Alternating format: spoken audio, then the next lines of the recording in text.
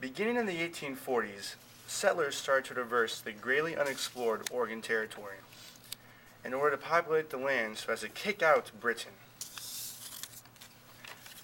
All they knew was that the land was filled with savage natives and great herds of lumbering bison. However, the promise of cheaply priced public land was worth the risk. As a result, the Oregon Trail was created.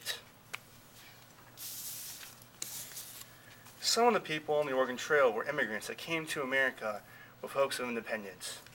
The American government had appropriated public land that could be bought at the low price of $1.25 per acre for very low yearly taxes. However, some immigrants were cheated because they did not know what kind of land they were buying and sometimes received unlivable swampland, which they were unable to farm. As a result, most people in the situation died off. Some immigrants came to America, worked to make money, and bought themselves a fertile plot of land, which is different from the barren lands that most of them immigrated from. Some people chose not to buy land but to squat on it. These squatters took unclaimed land so that they did not have to pay taxes on it and put it to their use. However, most squatters ended up buying their land after many years of living on it. The settlers traveled in large caravans of covered wagons. The caravans consisted of wagons, people, animals, belongings, guards, and hunters. The caravans traveled up to 20 miles every day. A larger caravan could have its own council or small governmental system. The council consisted of able and respected men in the caravan. They settled small disputes between members of the caravan. The caravan woke by a bugle before dawn, left at dawn, and traveled until dusk. They bought supplies en route wherever they stopped, normally at very low prices.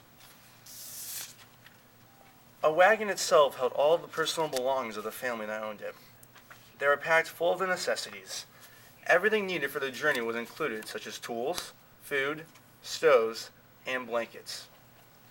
A wagon would be pulled by oxen or horses, and the wagon provided security and shelter to the caravan. At night, the wagons would be pulled into a tight circle to protect the people, and also to be used as a corral for the free-ranging animals in the morning. The wagons also had to be able to cross rivers, or everything would get very wet. The caravan set up camp at night. Large fires were made to cook the food that the hunters brought in. During this time, people danced and played music to lighten the spirits of the travel and relax from a hard day's work. Also, relationships were made between not only families, but individuals as well. Life didn't only start in a new land, but also new families being formed. Sickness on the trail was common. However, it had to be treated because it could easily pass through everyone. A caravan usually had a doctor that could treat some sicknesses with medicinal herbs and extracts. However, they could only use what they had because there were no hospitals available. Once the caravan landed, they had to build a town from scratch. However, those towns grew into the bustling cities of today. And this is how the Oregon Trail affected westward expansion.